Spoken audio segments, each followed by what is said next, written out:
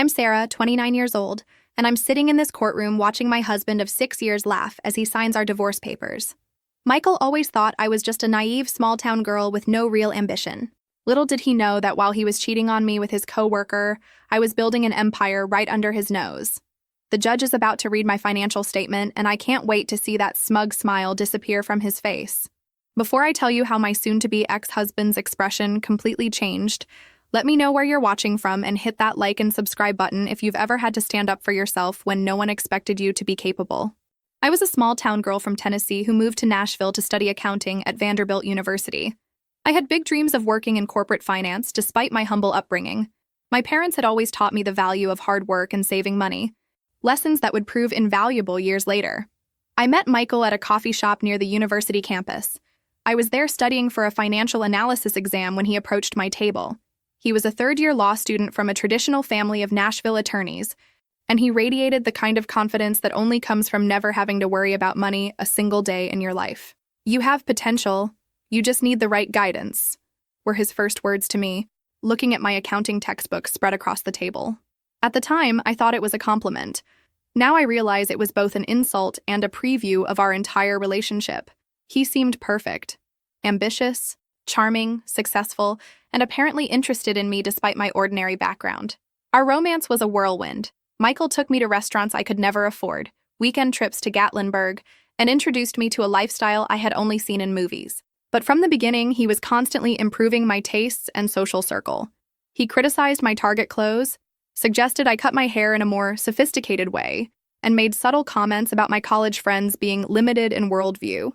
I was making a modest income working part-time as an accounting assistant at a small firm. I loved my job, the analytical challenges, and the satisfaction of seeing numbers fit together perfectly. Michael, however, referred to it as my little job, and frequently suggested I didn't even need to work. "Why exhaust yourself for pennies when I can give you everything you need?" he would say, not understanding that my career was about more than money. It was about my identity and independence. After 18 months of dating, he proposed during a romantic weekend in Gatlinburg. The ring was stunning, the champagne expensive, and the moment perfectly orchestrated for maximum impact. Several people in the restaurant even applauded. It felt like a fairy tale, and I said yes without hesitation. Our wedding was an intimate ceremony in Savannah, Georgia. My choice, despite his family's pressure for something grander in Nashville.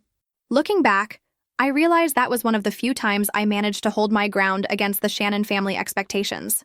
"At least it was in a respectable location, even if it was simple," commented his mother, Margaret, with a tight smile that didn't reach her eyes. That was my first real taste of how his family viewed me, as someone who wasn't quite good enough for their son. After our honeymoon in the Caribbean, we moved into his house in Belmead, one of Nashville's most exclusive neighborhoods. Everything was sleek, expensive, and cold, much like his family. I tried to add personal touches, photos, colorful artwork, plants. But Michael preferred the minimalist aesthetic that showcased wealth, rather than our personality as a couple. The first signs of trouble appeared within months. Michael questioned every decorating decision I made, criticized my choice of friends, and made subtle digs about my career path. "Accounting is so common," he said once after meeting some of my colleagues. "You have the potential to be exceptional, but you're wasting it on bookkeeping for companies no one's heard of." I tried to fit into his social circle, the wives of other attorneys and executives who spent their days shopping, at spas, or planning charity events. They were pleasant enough to my face, but I never felt truly accepted. I overheard one of them at a dinner party referring to me as Michael's experiment with the middle class. Instead of defending me, Michael later suggested I try harder to fit in, maybe update my wardrobe or take up tennis. "They just need to see that you're making an effort to adapt to our lifestyle," he explained, as if my identity was something to be molded and corrected. Those early years were a confusing mix of luxury and loneliness, being showered with expensive gifts while feeling my self-worth diminish. I was slowly becoming what Michael wanted, a trophy wife who reflected well on him, while the independent, creative woman I had been was fading away. 2 years into our marriage, the tensions that had been simmering beneath the surface began to boil over. Michael had always been particular about our finances, but his behavior became increasingly controlling. Despite our joint accounts, he questioned every purchase I made, while spending lavishly on himself without discussion. "Did you really need another set of professional development books?" he would ask, examining the credit card statement. "That's $150 that could have been invested." Meanwhile, he thought nothing of dropping thousands on a new golf membership or expensive watches. Gradually, I found myself isolated from my friends and family. Visits to my parents in small-town Tennessee became less frequent because Michael always had an excuse.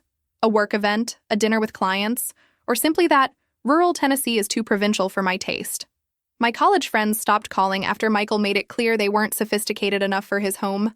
Your friend Jessica asked if our wine was from California, he scoffed after a dinner party I had organized. As if we would serve domestic wine to guests.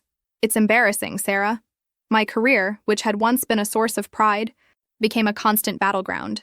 When I was offered a promotion to senior accountant, Michael wasn't supportive. Is the modest bump in salary worth the extra hours away from home? He questioned. We're planning to start a family soon, remember? This was news to me. Whenever I brought up having children, he always said the timing wasn't right. It was around this time that I discovered my passion for financial consulting. The firm I worked for was expanding its services, and I volunteered to learn the advisory and strategic planning aspects. I found I had a natural talent for understanding investment patterns and creating financial strategies that delivered real results. Excited about this new direction, I shared my idea of eventually starting my own boutique financial consulting firm with Michael. His response was crushing. Sarah, be realistic. Starting a business requires business acumen, which isn't exactly your strong suit. Besides, most small businesses fail within the first year. Why risk what we have? Our approaches to money highlighted our fundamental differences. Michael believed in conspicuous consumption, the right address, the right car, the right vacation spots, all to maintain an image of success. I, with my middle-class upbringing, believed in saving, investing wisely, and finding value rather than just high price tags. As our third anniversary approached, Michael's late nights at the office became the norm rather than the exception. Big client, market analysis, quarterly reports. His excuses varied, but his absence remained constant. I ate dinner alone most nights, went to bed alone, and increasingly lived the life of someone single, but with the financial scrutiny of a child receiving an allowance. Our first truly major argument came after his family's annual Christmas gathering. In the car ride home, his mother had pointedly asked when we would be giving her grandchildren. I mentioned that I was ready whenever Michael was, only to have him smoothly change the subject. When I confronted him at home, his reaction was cold. Children are a massive responsibility and expense, he said, loosening his tie.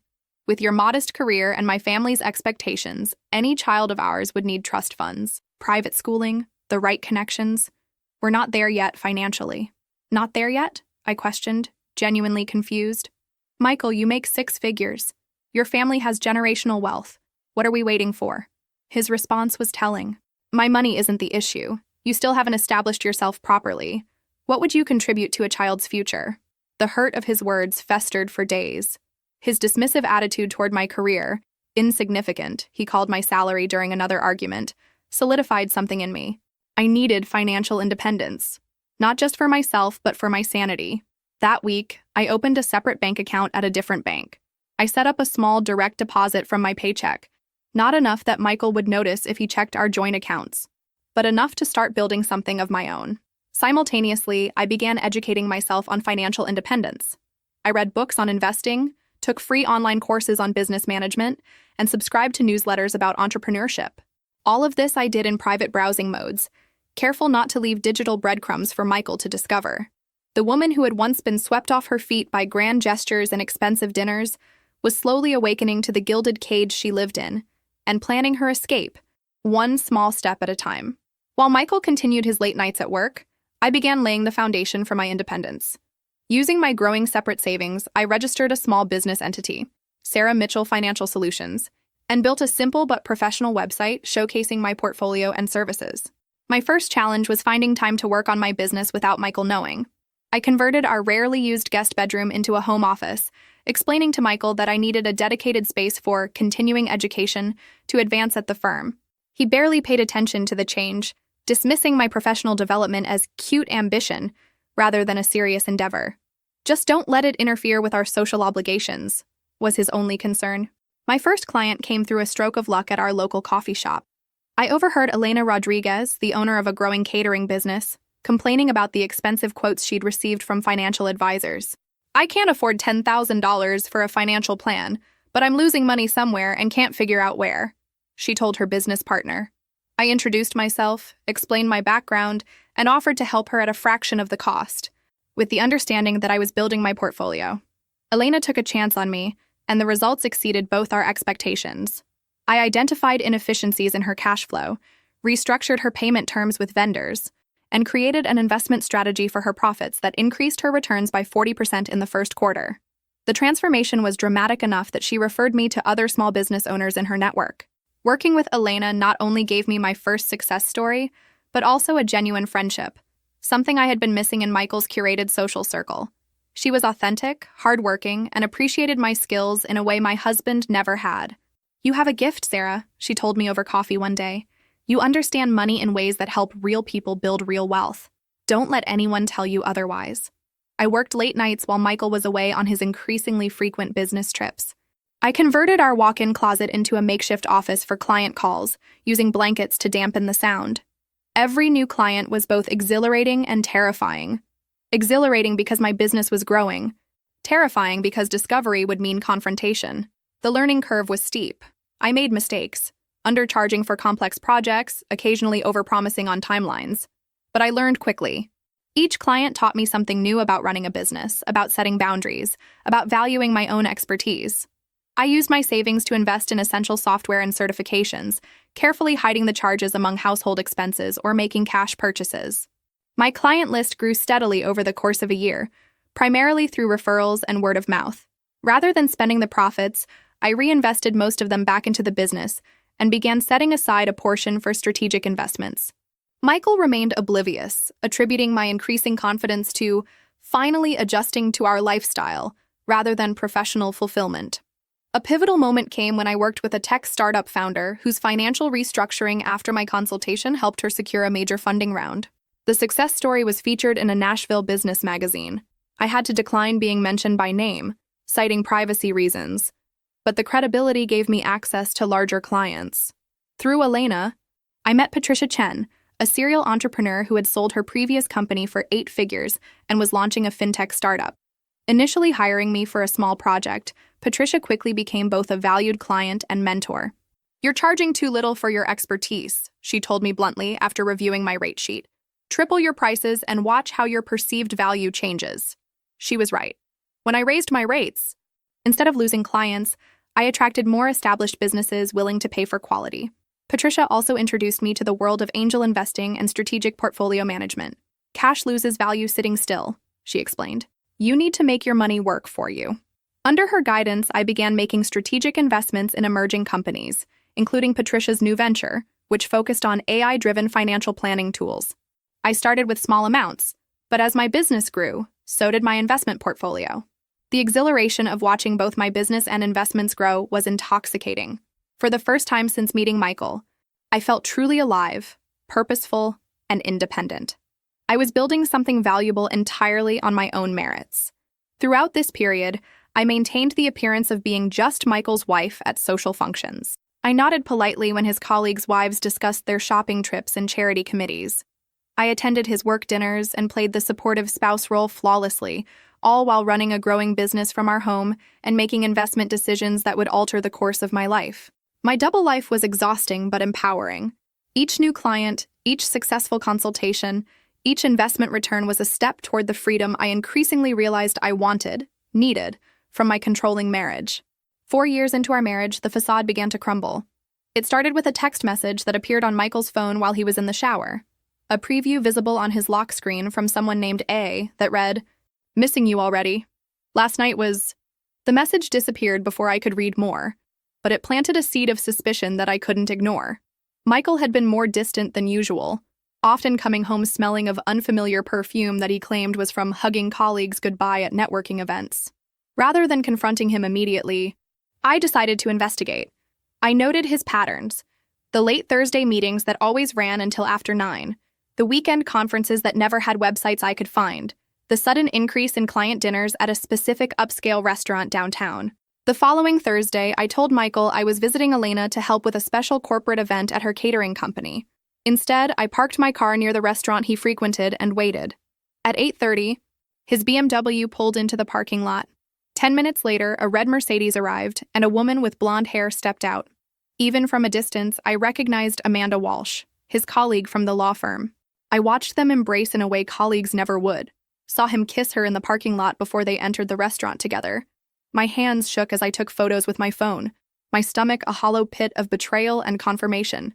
I gave them 30 minutes before I walked into the restaurant. They were at a corner table, his hand on hers, leaning in intimately.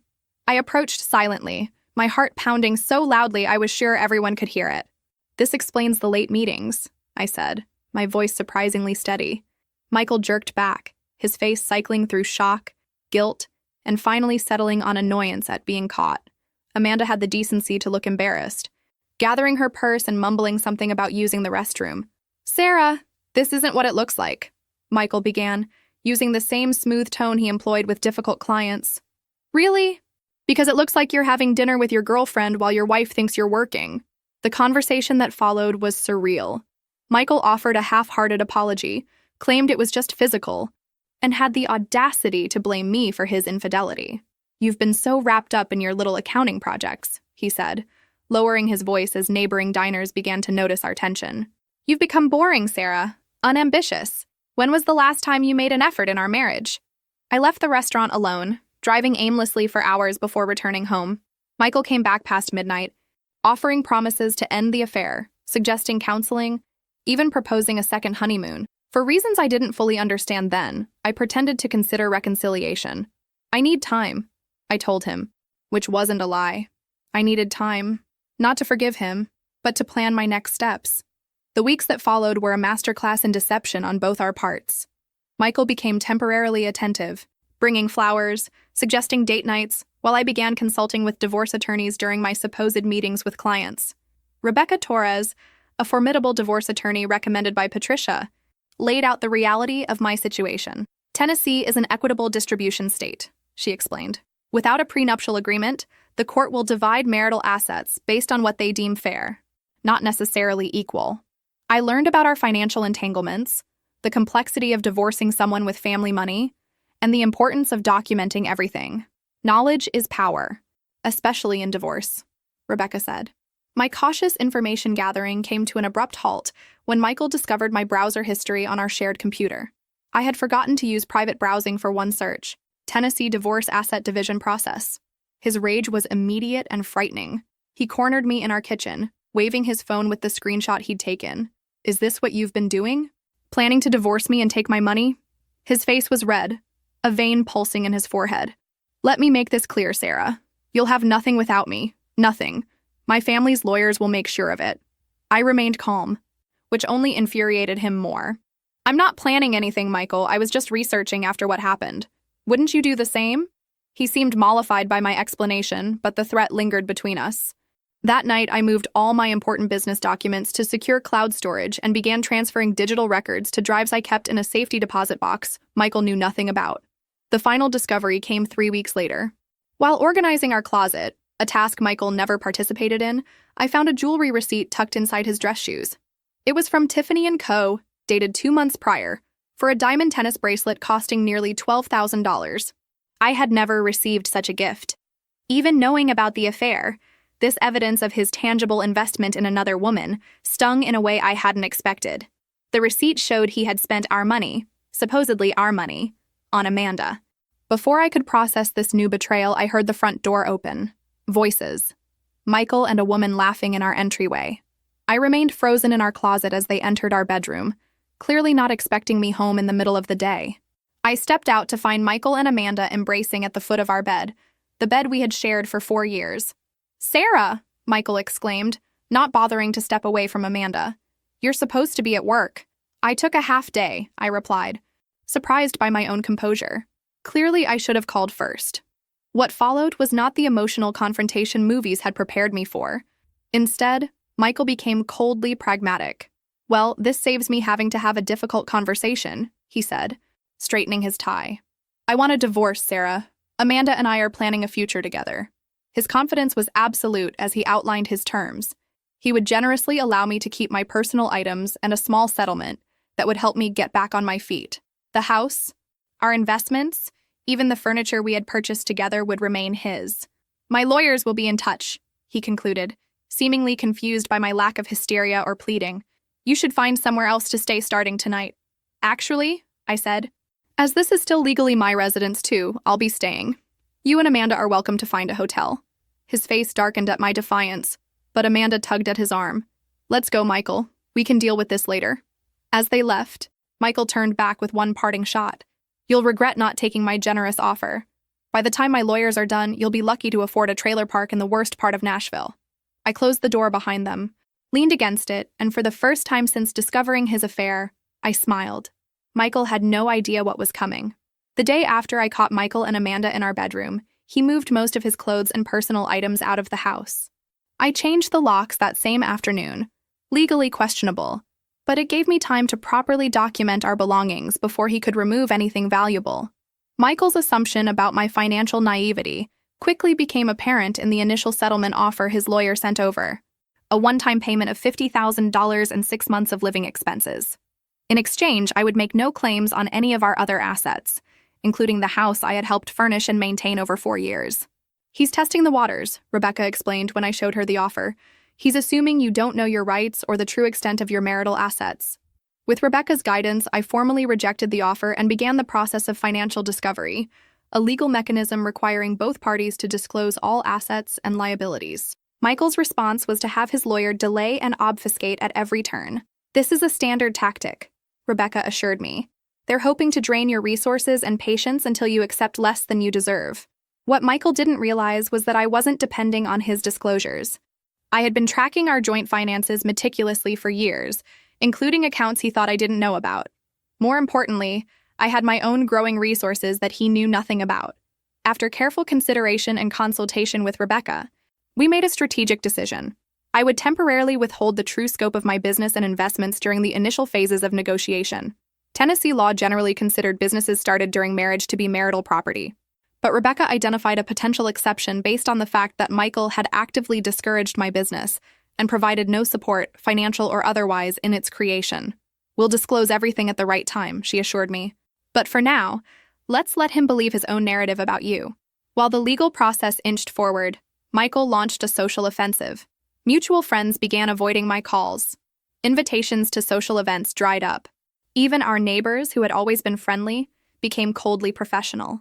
I later learned that Michael had been spreading a narrative that I had cheated on him, that I was mentally unstable, and that he was divorcing me despite his best efforts to save our marriage. In the circles where his family name carried weight, his version of events was accepted without question. The pain of this social exile was unexpectedly sharp. People I had shared holidays with, celebrated milestones with, shared confidences with, all vanished from my life based on Michael's lies. All except Elena and Patricia, who never wavered in their support. People who believe gossip without hearing both sides aren't worth your energy, Elena told me over emergency pastries in her catering kitchen after a particularly difficult day. Focus on building your new life, not mourning the old one. Michael's attempts to intimidate me escalated as he realized I wasn't going to quietly accept his terms. There were late-night phone calls with thinly veiled threats about making sure you never work in this city again, and even a suggestion that he would report my business for tax irregularities. An empty threat since my business finances were meticulously documented. His family joined the pressure campaign. His mother, Margaret, called to reason with me. We always knew you weren't right for Michael, she said, her voice dripping with condescension. But we accepted you because he chose you. Don't make this difficult, Sarah. Take what's being offered and move on with dignity. I maintained my composure through it all, a skill I had perfected during years of enduring subtle put-downs at Shannon family gatherings. Thank you for your concern, Margaret. I'll be guided by my attorney's advice. Michael's overconfidence began working against him. Believing I had no resources to fight a prolonged legal battle, he made several critical mistakes. He failed to disclose investment accounts that I had documentation for. He underreported the value of his stock portfolio. He claimed certain assets were separate property when they had been clearly purchased with marital funds. Rebecca documented each discrepancy meticulously, building a case that would eventually undermine his credibility with the court. Meanwhile, my company experienced exponential growth during the separation period. A financial restructuring plan I designed for a regional restaurant chain helped them avoid bankruptcy and triple their profits, leading to features in industry publications. I had to decline interviews, citing personal reasons, but the professional recognition brought in a flood of new clients. The major breakthrough came when I secured a contract with a national retail chain to overhaul their entire financial strategy. a six-figure deal that transformed my business from successful to exceptional. I hired 4 employees, rented a professional office space in downtown Nashville, and began turning down clients whose values didn't align with my company's mission. All of this happened as Michael and his legal team continued to characterize me as a struggling bookkeeper dependent on her husband's support. His perception of me as the naive small-town girl dazzled by his wealth had calcified to the point where he couldn't conceive of my success independent of him. During this time, Patricia introduced me to a group of angel investors looking to fund promising fintech startups. My combination of practical financial expertise and technology vision impressed them enough to offer seed funding for a revolutionary financial planning app I had been developing. The app, which used AI to provide personalized financial advice for small businesses and individuals, launched in beta with overwhelming positive response. Within 6 months, we had 50,000 users and were fielding acquisition offers from major financial institutions. I also made strategic investments in several other startups, leveraging my network and financial expertise to identify companies with exceptional growth potential. My portfolio diversified across technology, real estate, and emerging markets, all carefully managed to maximize returns while minimizing risk. The night before our final court date, I sat alone in the house that had never felt like home, reflecting on my journey. 4 years earlier, I had been so eager to please Michael that I had begun to lose myself. His betrayal, painful as it was, had forced me to rediscover my strength, ambition, and worth. I packed a small overnight bag. Regardless of the judge's decision, I had decided I would not spend another night in the space where my marriage had unraveled. My new penthouse apartment was ready, purchased through an LLC Michael knew nothing about, furnished with pieces I had chosen for their beauty and comfort, rather than their status value. As I zipped the bag closed, my phone chimed with a text from Patricia. "Remember who you are tomorrow, not who he tried to make you be." With those words in my heart, I prepared to face the final act of my marriage to Michael Shannon. The morning of our court date dawned clear and crisp. I dressed in a navy blue suit, conservative but confident, with a single piece of jewelry, a small diamond pendant Elena and Patricia had given me to mark my business's 2nd anniversary. Your Independence Diamond, they had called it. I arrived at the courthouse 30 minutes early, as Rebecca had advised. Michael was already there, looking expensive in a tailored charcoal suit, his attorney David Harrison beside him. David was a senior partner at one of Nashville's most prestigious law firms and had a reputation for aggressive divorce settlements that favored wealthy clients. Michael smirked when he saw me, leaning over to whisper something to David that made both men chuckle. His confidence was palpable. He believed this was merely a formality before his inevitable victory. Rebecca arrived moments later, immaculate in a burgundy suit that stood out against the courthouse's muted colors. Unlike David with his team of junior associates, Rebecca worked with precision and purpose, radiating a quiet competence that had reassured me from our first meeting. "Ready?" she asked, her expression giving nothing away to observing eyes. "More than ready," I replied. Judge Catherine Williams's courtroom was intimidating in its austerity. The judge herself, a woman in her 50s with silver hair and penetrating eyes, had a reputation for fairness but little patience for games or emotional displays. As proceedings began, Michael put on a performance worthy of an Oscar. His testimony painted him as the devoted husband who had supported his wife's modest career ambitions, only to be repaid with ingratitude and unreasonable demands in the divorce. "I just want a fair resolution, Your Honor," he said, his voice modulated to convey reasonable disappointment. "I've offered Mrs. Shannon a generous settlement that would allow her to maintain a comfortable lifestyle while she rebuilds her career." David presented their case for the division of assets, highlighting Michael's family wealth as separate property, minimizing my contributions to our marital assets, and suggesting that the house, purchased primarily with his earnings, should remain his property. Throughout their presentation, I maintained my composure, neither reacting to Michael's fabrications nor revealing my emotions. Judge Williams occasionally glanced my way, her expression unreadable. When it came time to sign the initial divorce decree separating our marital status while financial matters were finalized, Michael made a show of it. He signed with a flourish, a laugh escaping his lips as he capped his Mont Blanc pen. As he returned to his seat, he passed close enough to whisper, "Enjoy going back to your parents' farm." Rebecca's presentation began methodically, her approach a stark contrast to David's theatrical arguments.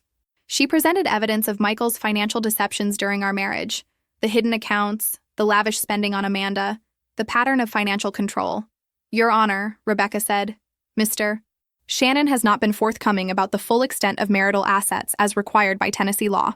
She submitted documentation of accounts Michael had failed to disclose, including dates, account numbers, and approximate balances. Michael shifted uncomfortably in his seat as Rebecca continued, his smug expression giving way to nervous glances at David. David requested a brief recess, which Judge Williams denied. "I believe we should continue, Counselor. I'm particularly interested in hearing about these undisclosed assets." The atmosphere in the courtroom tensed as Rebecca methodically dismantled Michael's financial deceptions. Judge Williams's expression grew increasingly stern as the evidence mounted. "Furthermore, Your Honor," Rebecca continued, "we request that the court consider Mrs. Shannon's separate property that was established during the marriage but without any contribution or support from Mr. and Shannon." This was the moment we had prepared for. Judge Williams looked up from her notes. "Please elaborate, Counselor." "Mrs. Shannon established a financial consulting business during the marriage. Mr. Shannon not only provided no support for this venture, but actively discouraged it and belittled her professional ambitions, as evidenced by these communications."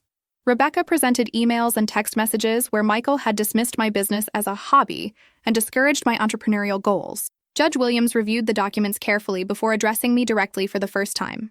"Mrs. Shannon, the court requires full financial disclosure from both parties. Have you submitted complete information about this business venture?" "Not yet, Your Honor," I replied as we had planned. "My complete financial statement is ready for submission today." Rebecca handed the court clerk a sealed envelope containing my complete financial disclosure, the document we had strategically held back until this moment.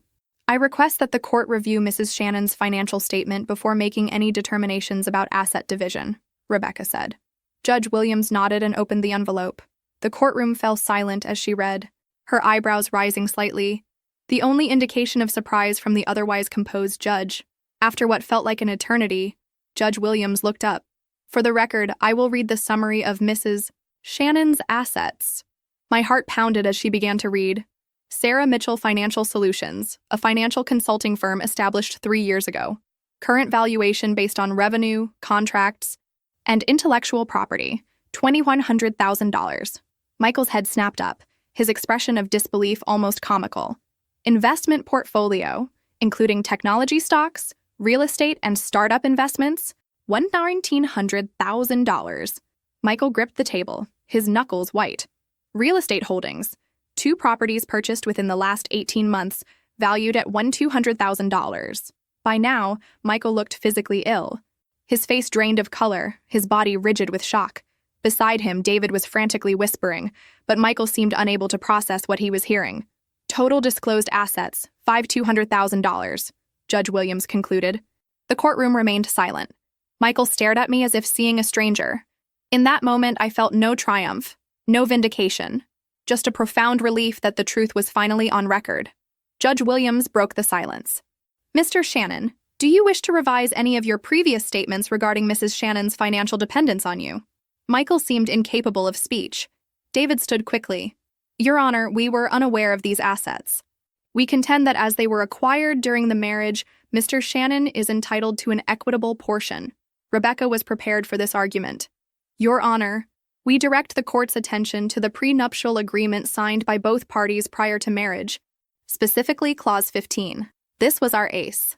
When reviewing our prenup years after signing, Rebecca had discovered a clause Michael's own lawyers had included. Any business enterprise created by either spouse during the marriage without capital investment from the other spouse shall remain separate property in the event of divorce. The clause was likely included to protect Mr. Shannon's potential ventures," Rebecca explained. "However, the language applies equally to Mrs. Shannon's business, which she built without any financial contribution from Mr. Shannon." Judge Williams reviewed the prenuptial agreement, nodding slowly. "The language is indeed clear. Ms. Torres, please continue." Rebecca outlined how I had built my business from scratch, using my own savings and reinvesting profits, all while Michael actively discouraged my efforts.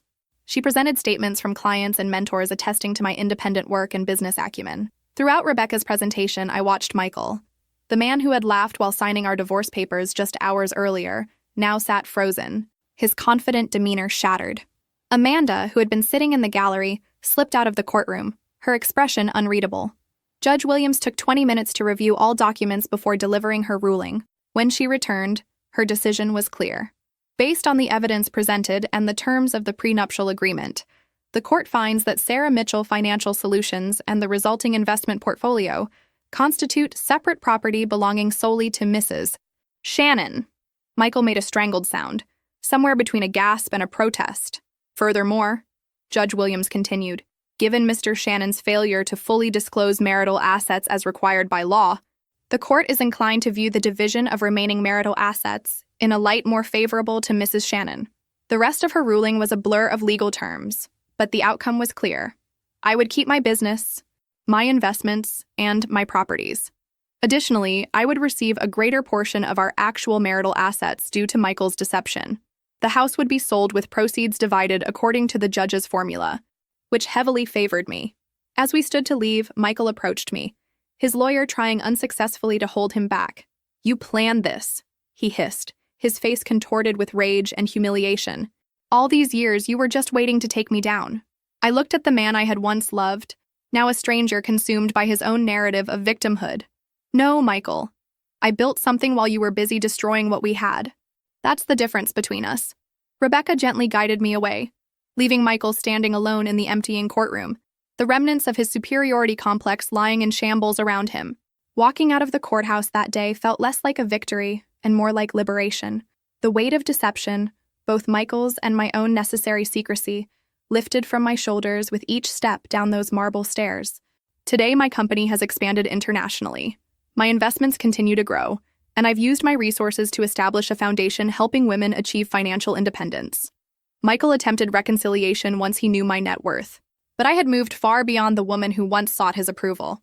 If you're watching this and facing your own crossroads of underestimation or betrayal, remember that sometimes what seems like an ending is actually a beginning in disguise.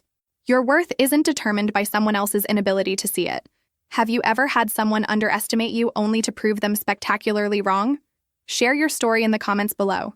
And if this resonated with you, please like, subscribe, and share with someone who might need to hear that their value isn't defined by anyone else's perception. Thank you for listening to my journey. And remember, sometimes losing what you thought you wanted leads you directly to what you truly deserve.